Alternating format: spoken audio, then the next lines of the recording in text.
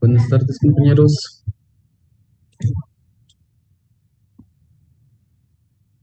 Clase que tenés que llevar, licenciado.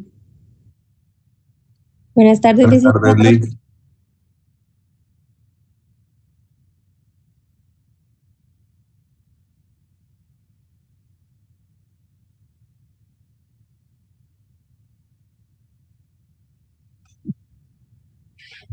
¿Ya listos por parcial?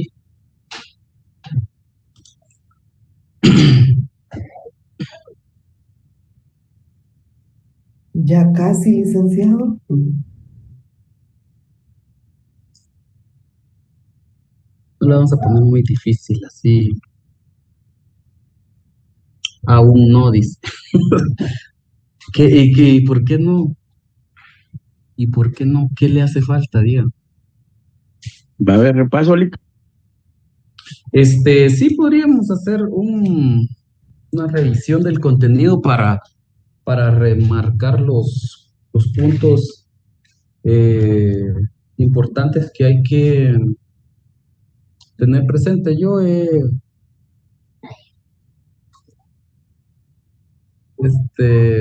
le he tratado de hacer como algo entretenido, aunque como les decía al principio, a veces no es tan fácil en la virtualidad, pero este, ahí vamos viendo cómo se vuelve más atractivo y así no les pesa demasiado, porque también me imagino que el semestre los cansa, ¿verdad? Y las vacaciones son para descansar, pero tenemos Y las que, clínicas. como dice, Y las clínicas también nos cansan. sí, hombre, Sí, Lick, pero, estamos cansados. pero fíjense pero las clínicas ha venido a ser un gran ayuda, porque antes no existían las clínicas y tenían puro por fuerza hacer prácticas, y a veces las personas trabajan y no tienen esa facilidad de poder asistir a las, digamos, poder presentar esas solvencias que se obtienen en la clínica.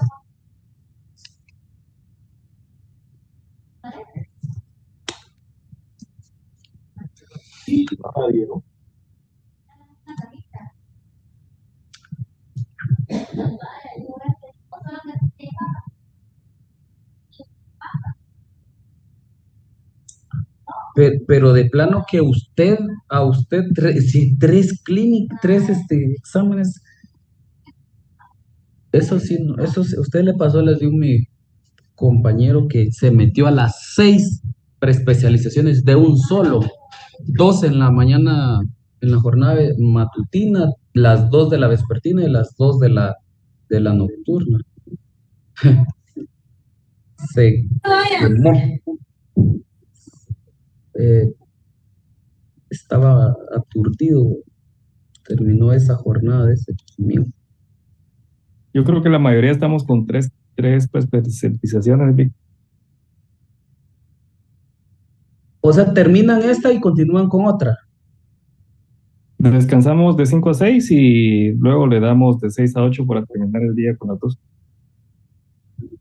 Ah, qué tiempo. Ay, sí, los compares, compañeros, porque eso sí es difícil.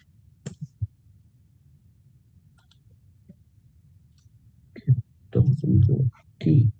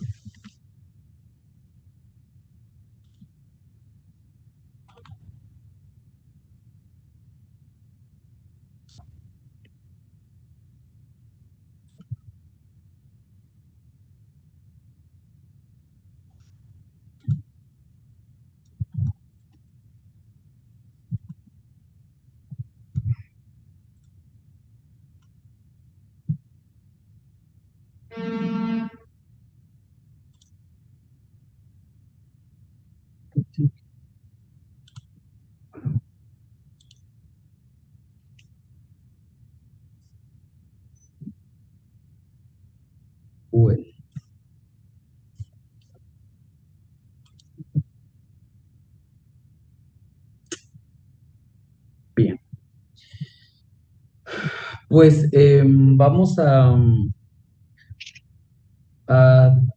tratar de terminar hoy, digamos. Solamente está por presentar los convenios. Son 7 convenios.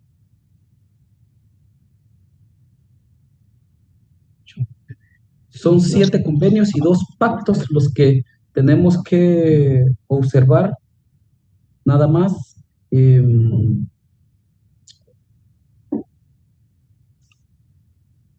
Este,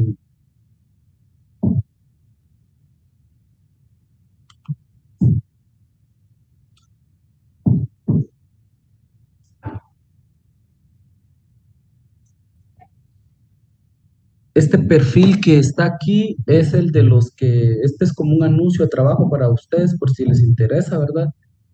Volverse especialistas en alguno de los convenios, que definitivamente tiene que ser de, de todo el derecho interno que hay, porque naturalmente que los convenios han impregnado todo nuestro ordenamiento jurídico interno. No, no, mira, Y si ustedes se vuelven expertos, pues pueden aplicar con todo el derecho del mundo, ¿verdad? Aplicar a estas. No me recuerdo ni dónde nos quedamos. Dijeron que no se miraba esta, ¿verdad? Esa fue la última diapositiva que vimos, licenciado. Esta, ¿verdad? Sí, esta. Lo que pasa es que está como movida ahí. Espero que ahí la puedan ver. Bueno, voy a tratar de hacer una comparación. Esto es una comparación porque yo entiendo que ustedes pues ya tienen el conocimiento pleno de lo que es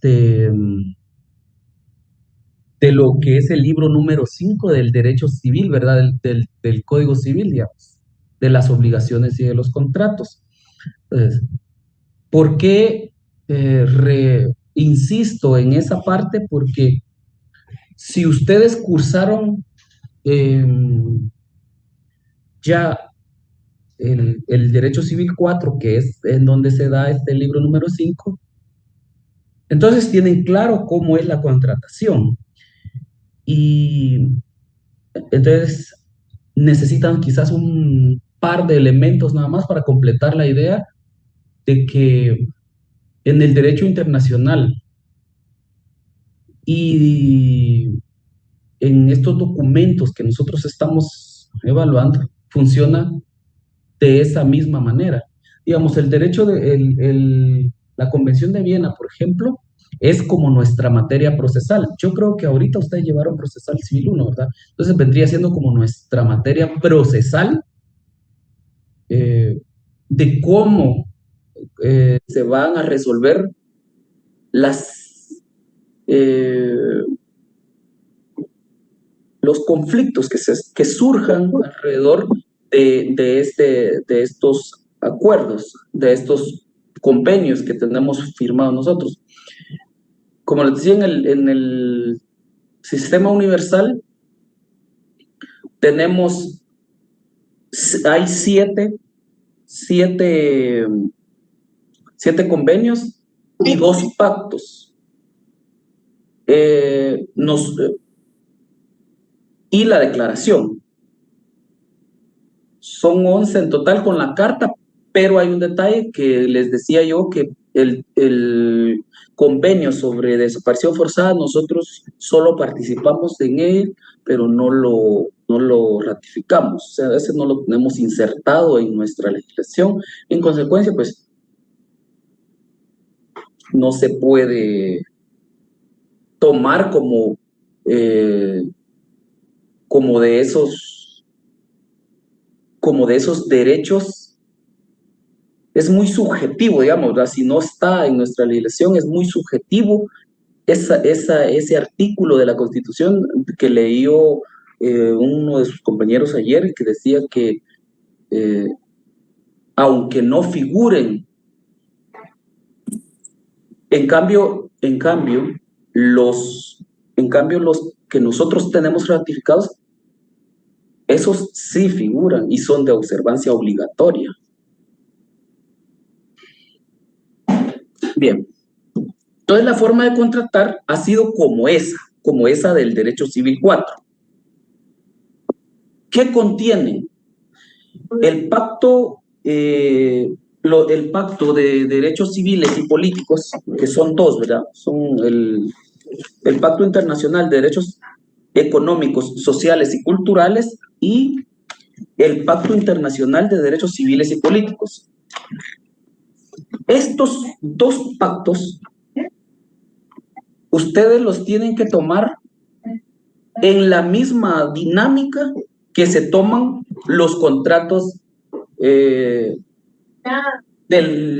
la forma o la teoría, digamos, de cómo operan. Para compartirles un ejemplo, existe dentro de los contratos una forma, o se establece en ellos una cuestión de hacer o dejar de hacer.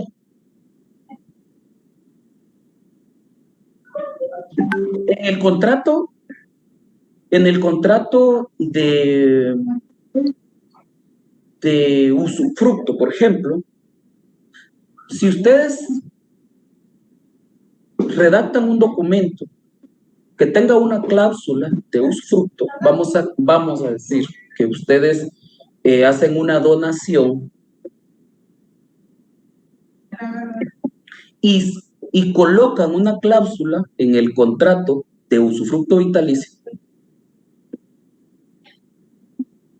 Entonces, ¿qué no van a hacer? ¿Qué no van a hacer en el traslado del bien? Que no se van a ir ustedes del lugar. Porque se establece ahí no irse, ¿verdad? En el contrato de mutuo es a la inversa. En el contrato de mutuo es hacer. ¿Qué hacer? Que usted me prestó a mí 100 quetzales, yo no le puedo pagar 100 pesos mexicanos, ¿verdad? O 100 semillas de cacao. Dice que ese contrato, que si a uno le prestan 100 quetzales, uno tiene que devolver en la misma especie que recibió. Entonces es de hacer. Entonces, eso es el derecho civil, digamos, la forma básica del contrato. En el ámbito internacional, los países, cuando firman el pacto, se comprometen a hacer en el Pacto Internacional de Derechos Civiles y Políticos, a hacer, y en el otro de no hacer. Aquí les tenía yo cuál es el que no hace. Vamos a ver.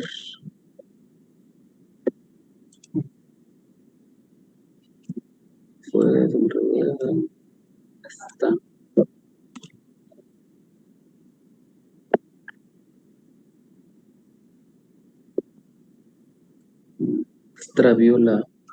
Se me extravió la diapositiva.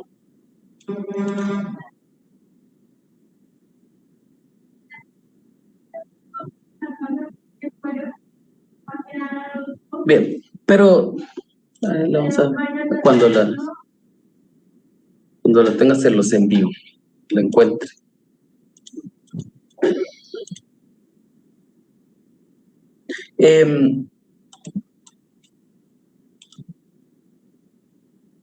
Entonces, ¿por qué es importante que quede como clara la idea de que a qué es lo que estamos obligados a hacer como Estado y a qué no estamos obligados, o sea, no debemos hacer? Por ejemplo, en los derechos civiles y políticos, un Estado no puede Escuchen eso.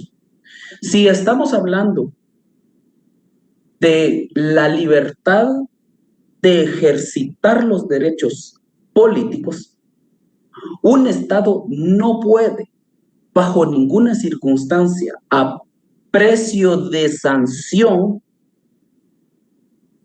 obstaculizar la creación de una organización política que vaya a postular a Henry Mérida, por ejemplo, a la presidencia de la República. Digamos, Henry es un líder que ha aglutinado una cantidad de gente suficiente, son alrededor de unos 28,000 ciudadanos los que necesita para inscribir un partido político. Hay un procedimiento establecido ahí en la ley electoral de partidos políticos para inscribirlo. Entonces el Estado no puede oponerse porque estaría violando el Pacto Internacional de los Derechos Civiles y Políticos, tanto de él como del resto de seguidores que él tiene, o de los acompañantes, porque puede hacer que tenga los 28,000 ciudadanos y hay unos 5,000 en cada departamento, y han dispuesto a tomar el poder cada uno de ellos en sus respectivos espacios. Entonces se le estaría violentando el derecho de la participación política, del ejercicio de su derecho constitucional de elegir y de ser electo. En el otro pacto, que es el número 2 de este Pacto Internacional de Derechos Económicos, Sociales y Culturales, ahí el Estado tiene que hacer. ¿Qué es lo que tiene que hacer? No solamente porque la Constitución, dentro de los derechos individuales de los seres,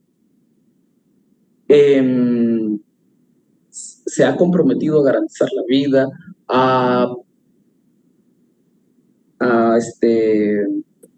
garantizar la salud, la seguridad, la educación.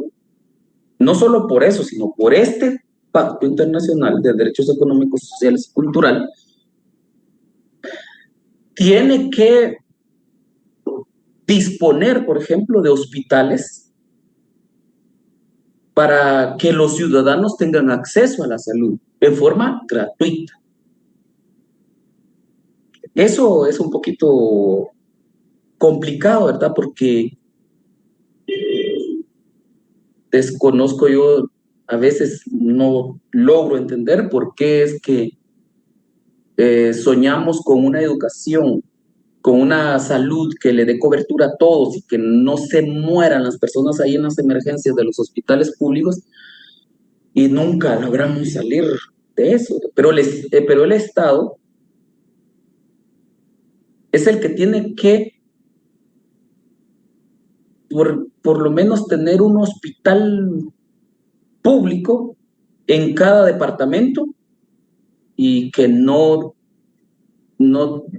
vengan, por ejemplo, la razón del por qué se acumulan tantas personas aquí en el Hospital Roosevelt y en el Hospital San Juan de Dios es porque de los departamentos donde no hay hospitales con medicina, mandan a la gente para acá. O aquellos hospitales no tienen el equipo adecuado para poder tratar determinadas enfermedades.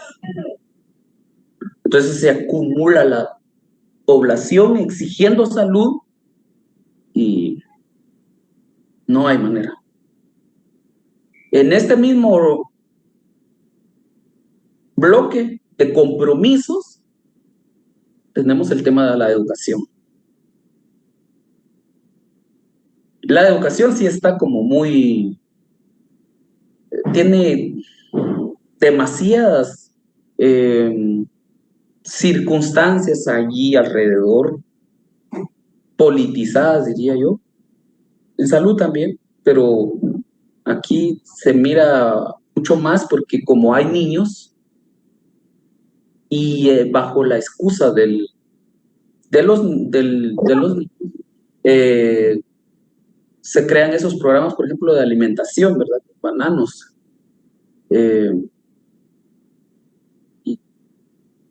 Y la población es un poco exigente también, ¿verdad?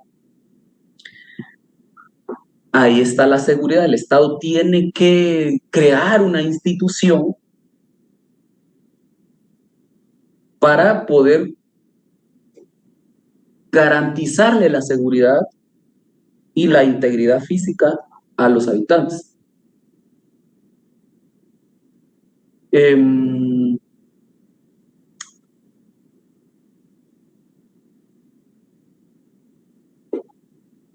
La seguridad, la educación, la salud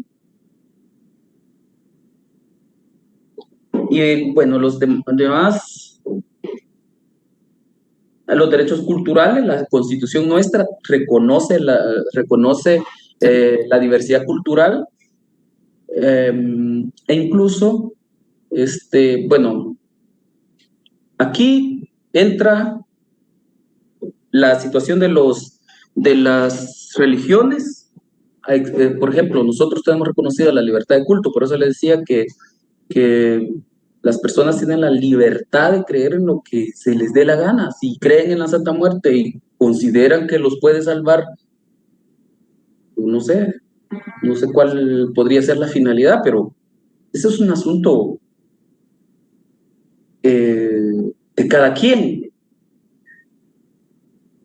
En Guatemala, cuando se firmaron los acuerdos de paz, por ejemplo, en el tema de derechos culturales, los pueblos originarios reclamaron los lugares sagrados, y el Estado logró recuperar y entregarle a las organizaciones indígenas,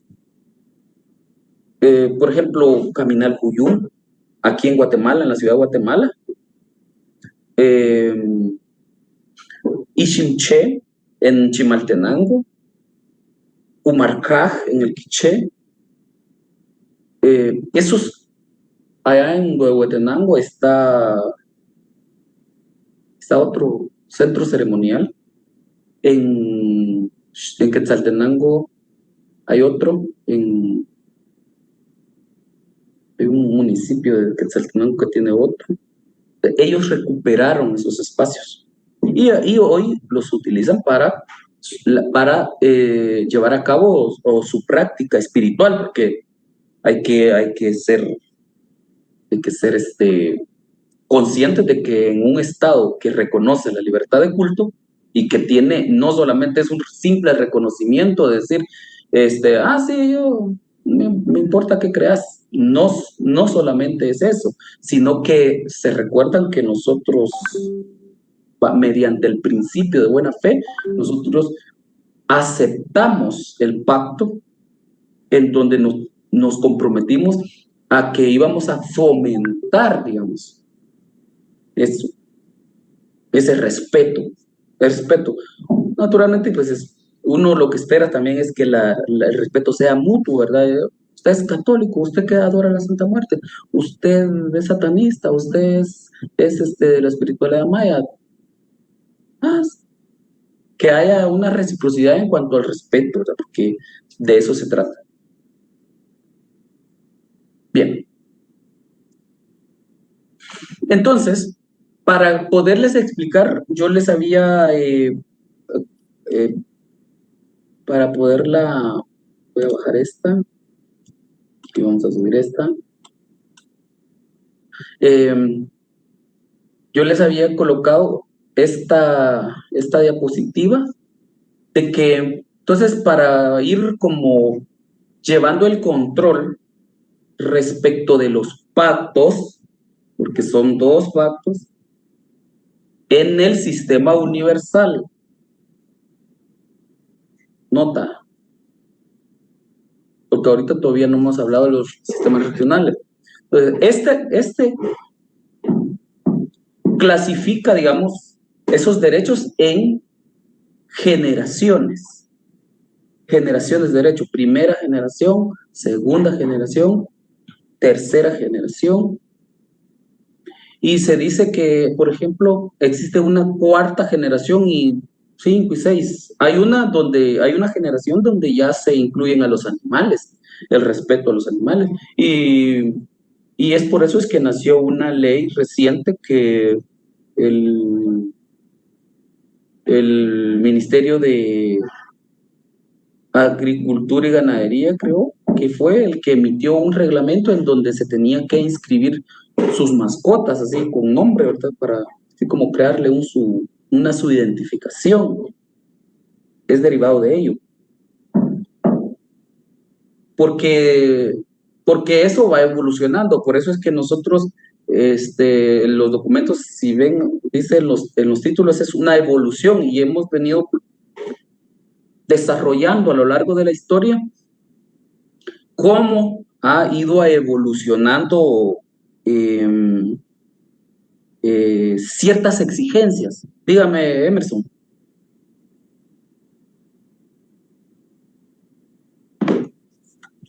Tenía levantada la mano. Sí, perdone, no había podido activar el micrófono. Eso le iba a preguntar de las generaciones, Vic, porque en el archivo que usted nos compartió de los derechos humanos, en el último párrafo, las últimas 3 líneas, dice que la clasificación de las generaciones no es apropiada, pero yo no le entendí de qué generaciones estaba hablando, porque en las líneas anteriores no menciona nada de generaciones. Supongo que se refiere a lo que usted dice ahorita. Sí, fíjese que cuando él dice que la clasificación en generaciones no es apropiada, es porque se hace una especie de ponderación.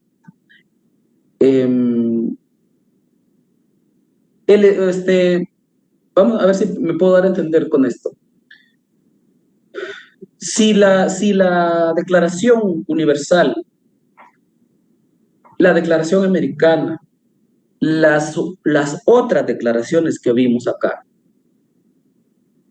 se establece que los seres humanos somos iguales en derechos, en dignidad, en libertad. Entonces, la clasificación, yo le entiendo a él eso, de que no, se supone que no tenemos que hacer distinción de nada. Yo sigo manteniendo, porque ya escuché de expertos, digamos, de expertos que están más a la vanguardia, digamos, doctores en derechos humanos, dicen ellos, es un planteamiento agotado, dicen ellos. Eso ya como pasó de moda. Yo diferiría un poco, porque la clasificación en generaciones, yo la tomo, la interpreto en un nivel de prioridades.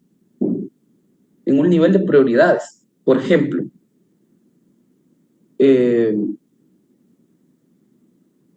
la primera generación, la vida. Ahí, si hablamos del individuo, estamos hablando que el Estado debe garantizar la vida.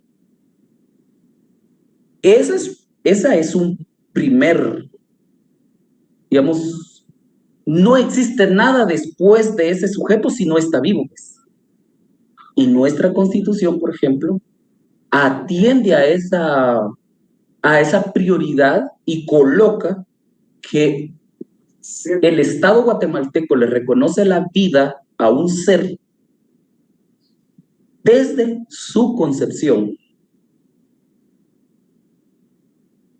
Porque a partir de él, bueno, claro está que esa es una perspectiva naturalista, ¿verdad? Porque estamos hablando, e implícitamente estamos diciendo que nosotros nacemos con el resto de derechos, pero hay prioridad, hay prioridades.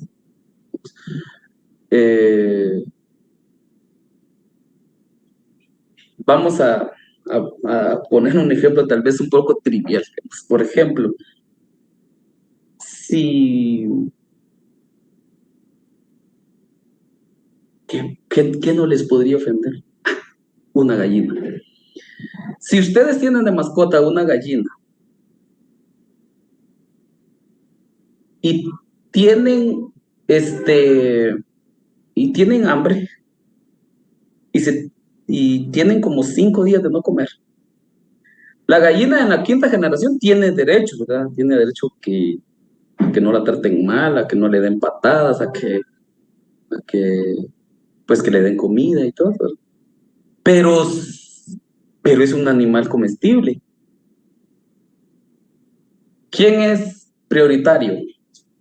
¿Usted o esa gallina? Entonces yo lo tomo así. Por eso es que sí me quedo, digamos, con esta clasificación, porque primero es el individuo que desde luego tiene que ejercer sus derechos de libertad. Y aquí, pues, no estamos hablando de cosas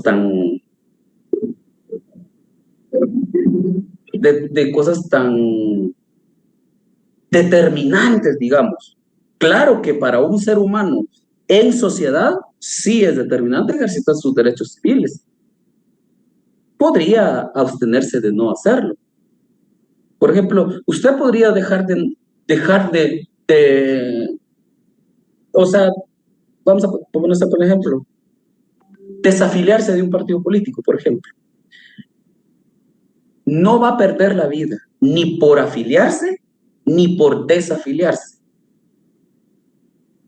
Pero usted tiene que tener la libertad de hacerlo. Ambas cosas. ¿Por qué? Porque el pacto le reconoce esos derechos a uno, a un individuo.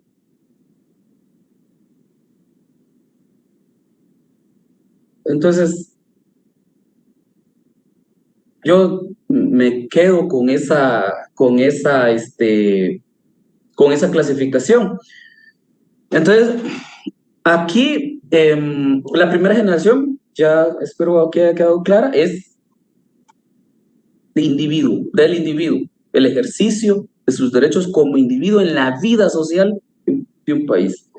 El Estado tiene que facilitar, digamos, tiene que encontrar la manera. Por eso es que ustedes observan que cuando son periodos electorales, el Tribunal Supremo Electoral envía a los centros comerciales en la ciudad de Guatemala y en los municipios y departamentos envían a las municipalidades, a las escuelas, a los centros de salud donde confluyen más personas, o los parques, envían kioscos para que las personas vayan a actualizar su dirección y o que los que hayan cumplido 18 años y ya están habilitados o ya tienen capacidad de ejercicio puedan inscribirse como ciudadanos. Entonces el Estado, en cumplimiento a estos pactos internacionales, considerando que es un derecho humano elegir y ser electo, asimismo ustedes, pues, ya les dije, ¿verdad?, que pueden crear su propio partido político. Y esto ha generado problemas a otros países, por ejemplo, el caso de Nicaragua. A Nicaragua le ha pasado una situación que ellos dejaron un solo partido político, pero allí esos funcionan como, no sé si alguna vez escucharon cómo funcionaban los partidos comunistas. Esos partidos comunistas tienen escalas: comité vecinal, comité colonial, comité de la zona, comité del distrito, y así funcionan esos. Entonces, y tienen un secretario general que es el jefe de todos esos. Algo así hizo Nicaragua. Y la Organización de Estados Americanos no le acepta a ellos, porque dice, no, eso es una violación a los derechos, a los principios democráticos, porque, bueno, ahí la gente participa, ahí la gente participa. Y esto es otro punto que está también dentro de esto. Y precisamente es el artículo número, es el artículo número 1, que dice que los estados tienen libre determinación. Bien, si nosotros somos paladines de la democracia, y entonces lo primero que tenemos que hacer es aceptar la libre determinación que tiene aquel estado de organizarse de una forma diferente a la nuestra. Por ejemplo, el pueblo nicaragüense, esa sociedad nicaragüense, han decidido, han aceptado que así sea, y así es. Si nosotros decimos, no, es que ellos están mal. ¿Y mal por qué? Porque no son igual que nosotros. No se supone que el pacto internacional les establece o se reconoce la libre determinación. Entonces no estamos respetando eso. De cierto modo, es incómodo, por ejemplo, cuando un gobierno opina sobre otro presidente como que si aquel presidente anda hablando mal de este país, ¿verdad? Es que ahí son bien corruptos en ese país, hacen esto y hay partidos de narcotraficantes participando. Estamos en una democracia y aquí así es como la sociedad participa. Por suerte, pues nunca ha llegado un gobierno de esos aquí, ¿verdad? Entonces, nosotros deberíamos de respetar, digamos, el caso de Venezuela igual. Venezuela, a diferencia de Nicaragua, no hace eso de que un solo partido. Ahí sí hay bastantes partidos, pero como el partido del gobierno es el que tiene más dinero para hacer campaña, digamos, tiene más plazas de trabajo para darle a los demás y tiene mucho más gente, tiene una cantidad enorme de gente y esa gente los lleva al poder a cada vez que ellos convocan elecciones. Y los Estados Americanos, la Organización de Estados Americanos, no les acepta. ¿Perdón?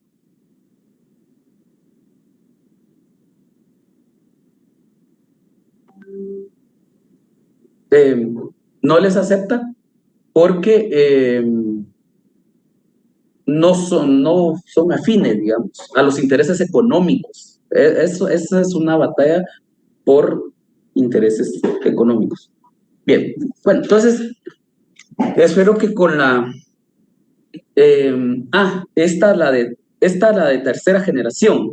La segunda generación, pues, es la libre determinación que tienen los pueblos de disponer, los estados, de disponer de sus recursos naturales. Ya aquí teníamos una gran generadora generadora de electricidad que se llamaba Oshet 1 y 2, y por ahí aquel señor dueño de Pollo Campero, asociado con aquel señor del dueño del Real Madrid, eran socios de esa. Desconozco quién era el que tenían como asociado al Estado, pero a ellos les concesionaron ese río para que lo utilizaran para generar energía. Luego regresa la energía. No es que sea gratis, ¿verdad? No es que ellos no hayan hecho ninguna inversión, ¿verdad? Pero ya regresa en cables la energía a nosotros y ya ustedes sí ya la tienen que pagar.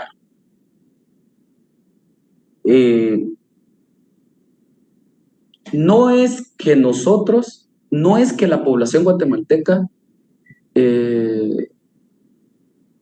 esté consciente de eso, y que acepte eso. No es que lo acepte. Lo que sucede es que no está informada. Por eso es que nosotros tenemos un lema. Ese lema debería estar en la puerta de la universidad, así en gigantón, y enseñar a todos, porque el que no sabe es como el que no mira, dice por ahí, ¿verdad? Entonces nosotros tenemos recursos, muchos recursos naturales, muchísimos. Lamentablemente el sector privado es el que se ha aprovechado de eso y digamos, hay un porcentaje muy mínimo, pero estamos hablando de una cantidad absurda que queda para el Estado, para el hacer del Estado en beneficio de la mayoría. En esta generación de derechos de segunda generación, establece eso que el Estado puede disponer, digamos, que tiene el derecho de disponer, pero deberíamos de estar todos informados, primero de qué tenemos, a qué precio lo estamos vendiendo y cuánto de ese dinero de venta de nuestro petróleo, por ejemplo, se está yendo hacia el programa de hacer en beneficio del colectivo, en beneficio de las mayorías. Bueno, y vamos a la tercera generación, que es el derecho de los pueblos. ¿Por qué los pueblos, como ustedes pudieron ver, ellos eran los que estaban asentados ahí? Si esos señores se llegaron a poner allí fueron allí a hacer su casita de acampar y ya después ya construyeron una casa, ya después construyeron un edificio, ya después construyeron una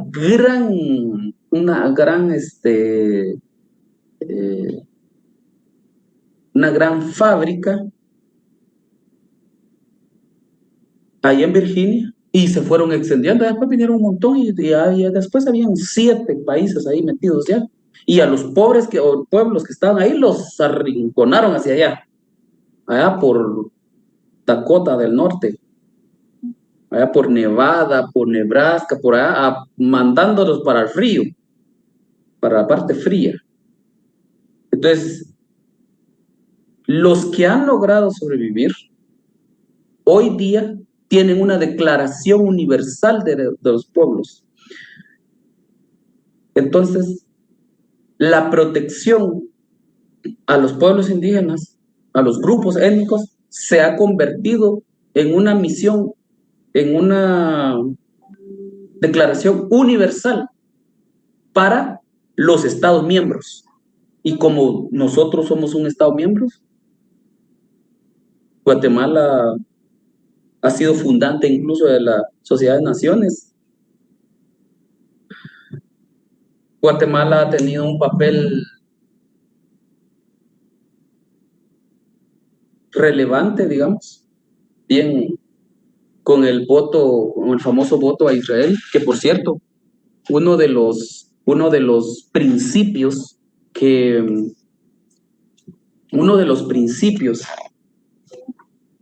opera en esta clasificación y en estos 2 pactos es la solidaridad. Y a manera de anuncio, porque tal vez no lo han visto, Palestina está pasando por crisis terrible y la China le fue a dejar alimentos. Busquen por ahí, ese era el video que les iba a pasar, para que miraran cómo los chinos le dejaron caer del cielo, le dejaron caer un montón montón de alimentos porque ellos están durmiendo en carpitas ahí después de que tenían sus edificios y sus grandes mansiones. Los israelíes les fueron a tirar bombas ahí, les rompieron sus edificios y están en puras piedras ahí, todo el país destruido, ¿verdad? No tienen agua potable, no tienen sanitario, no tienen nada. Entonces estos señores, en un acto de solidaridad internacional como principio de llevar a cabo o de darle cumplimiento a estos acuerdos, porque la China es parte, bueno,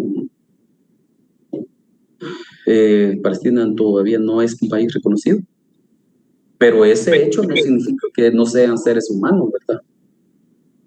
A pesar de que... Y entiendo de algún modo que algunas personas se ponen del otro lado porque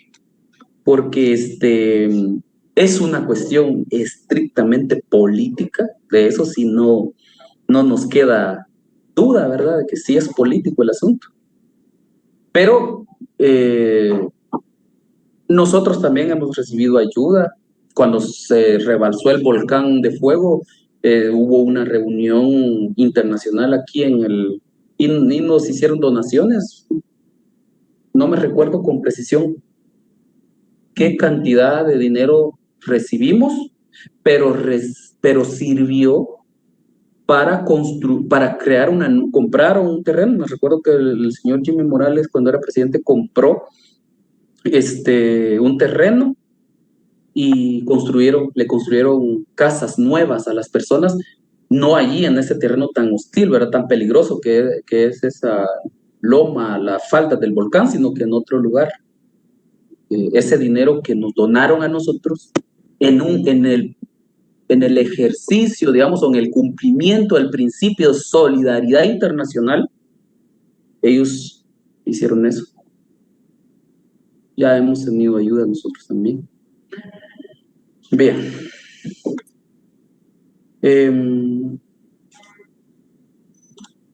Terminemos con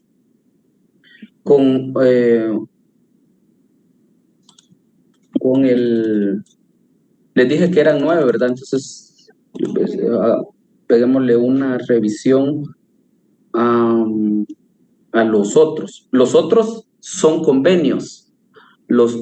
Esto que estábamos mirando eran los pactos. Estos son convenios.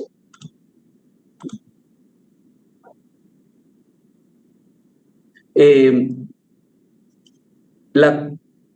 convenio sobre los derechos del niño, sí es muy importante. De nace esta ley, mira.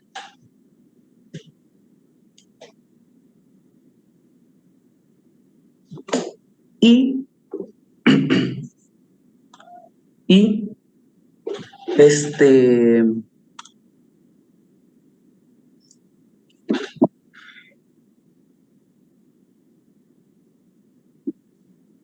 el Consejo de Seguridad de la ONU, que es un órgano de la Asamblea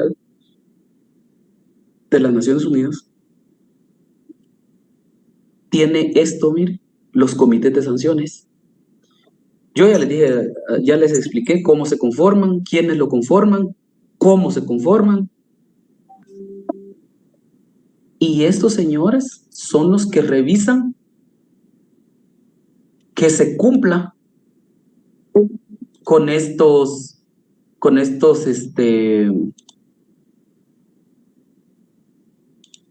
convenios que nosotros hemos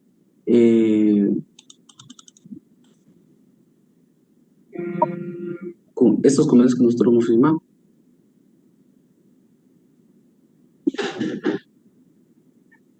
Entonces, por ejemplo, vamos al Código Penal. Un menor de edad es inimputable.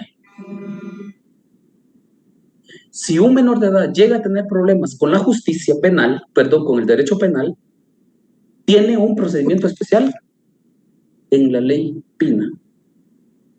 Se entiende que es un menor de edad o se entiende que es un niño y que lo acoge el programa o que lo acoge la convención sobre, lo acoge el contenido de la convención entre 0 y 18 años. Si la policía llega a capturar a un sujeto que es menor de edad, pero no puede comprobar su edad y lo lleva ante la autoridad competente, que es el juez de primera instancia, la primera excepción que uno como abogado defensor puede plantearle es incompetencia. Si el juez no da lugar, en ese mismo momento, en ese mismo momentito, usted sale corriendo a presentar amparo, porque hay una detención ilegal ahí. Si nosotros, entonces la corte cuando vea, sí, al lugar, vaya, mándalo para su casa. Porque si no, le cae, mire, el comité de los derechos del niño en la internacional. Porque si la corte le dice que no, sale usted a presentar el caso en la internacional. ¿Por qué razón? Porque nosotros, es parte de nuestra legislación. Este convenio nosotros sí lo tenemos ratificado.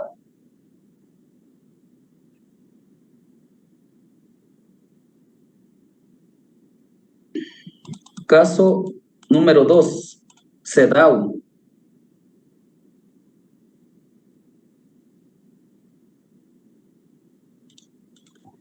CEDAW. La CEDAW, la de las mujeres. Licenciado, no sé si está utilizando otra presentación porque todavía tenemos la de generaciones de derechos. En serio. Sí, estamos usando otra.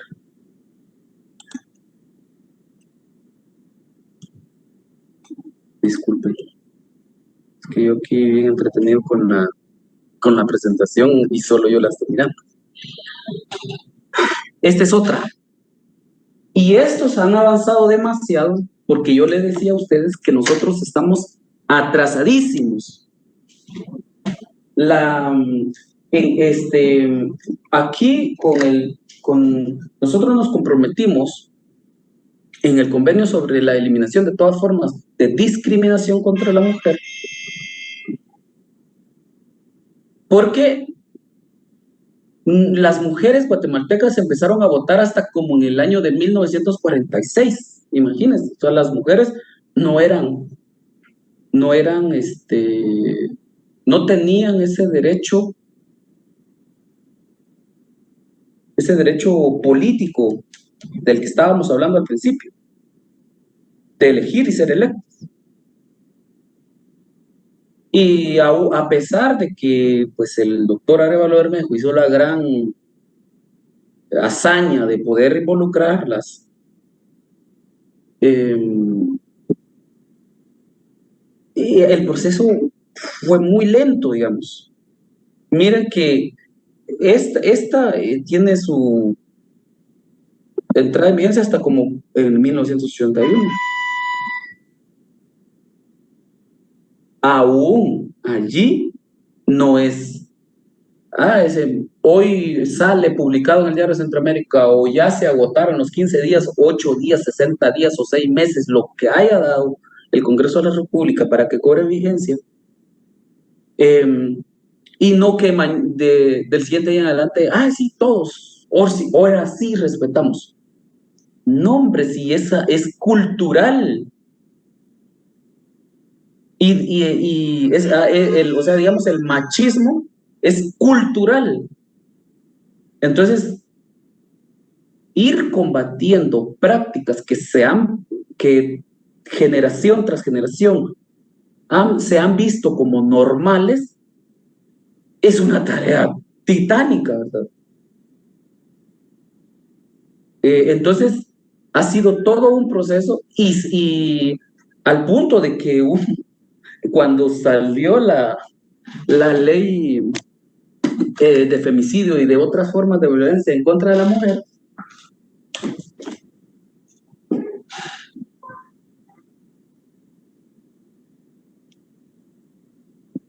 plantearon una inconstitucionalidad porque decían unos abogados que la ley violenta el principio de igualdad contenido en la Constitución y la Corte los mandó por la puerta donde entraron.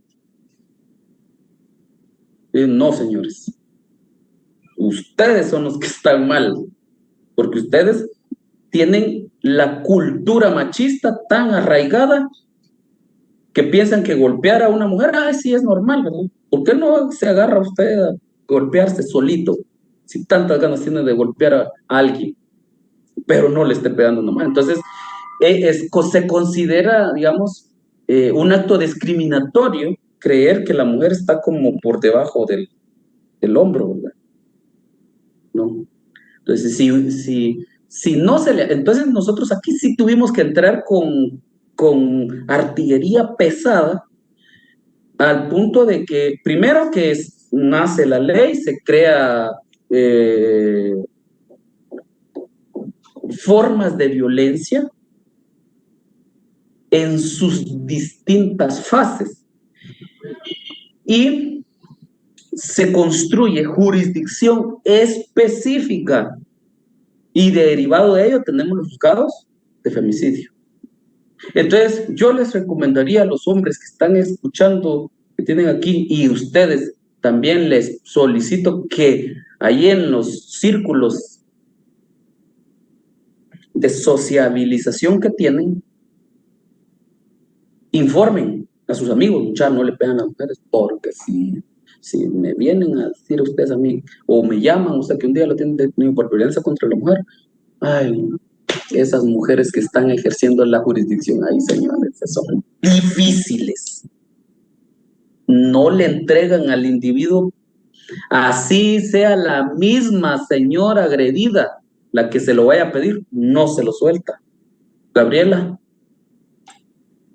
Licenciada, perdone que interrumpa su clase. Fíjese que no solo derivado de la creación de la ley de femicidio y otras formas de violencia en contra de la mujer nacen los juzgados con competencia para conocer de este delito, sino también fue creado un modelo específico para atender a todas aquellas mujeres que están siendo vulneradas, ¿verdad? En su ser físico, emocional, psicológico, como lo es el modelo de atención integral de violencia en contra de las mujeres, que en sus siglas es MAIMI.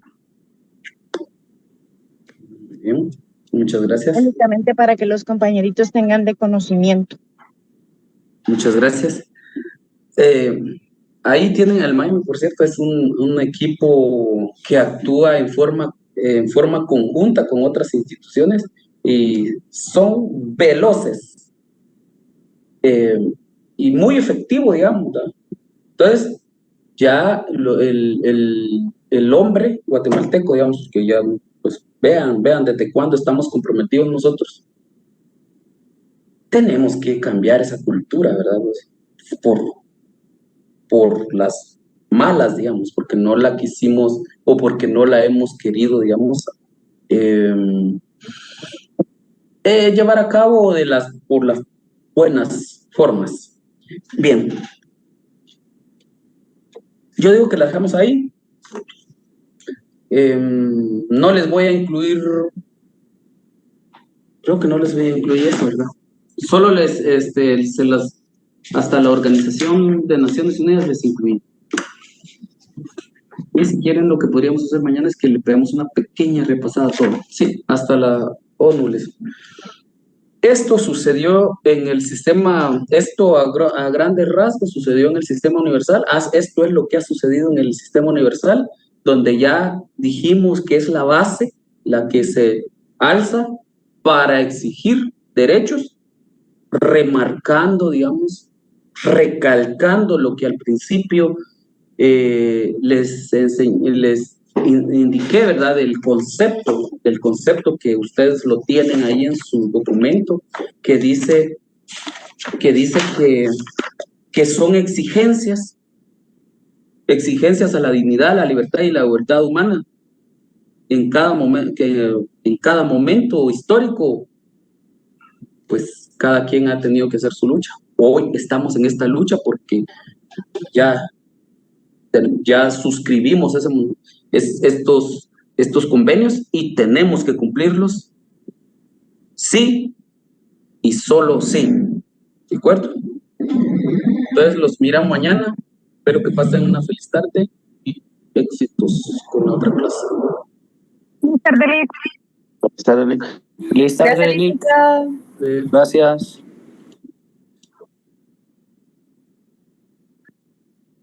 Feliz tarde, licenciado. Gracias. Feliz tarde. Lick, una consulta. El técnico puede compartir un tercer documento, ¿verdad? Pero No, no, ya no. ya lo subí ahí en el Classroom, están los 2 documentos de donde estoy haciendo el examen.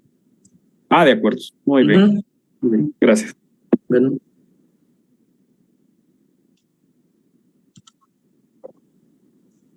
Feliz tarde, licenciado. Feliz tarde.